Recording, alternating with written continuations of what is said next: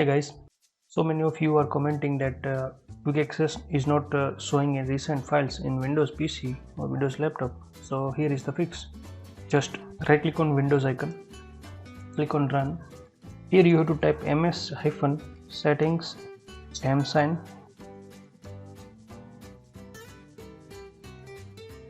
personalization and hit enter. In personalization page, click on Start button and scroll down. Here it is. Here you have to turn this toggle button on, so you can also choose which folders appears on Start. For this you have to click here. You can edit or you can customize things, which things you want on the Start. If the issue is still not fixed, then go to this PC.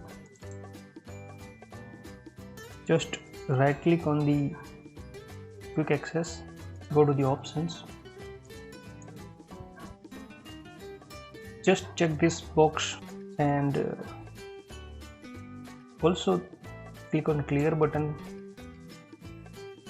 and restore defaults, and click on Apply, click on OK.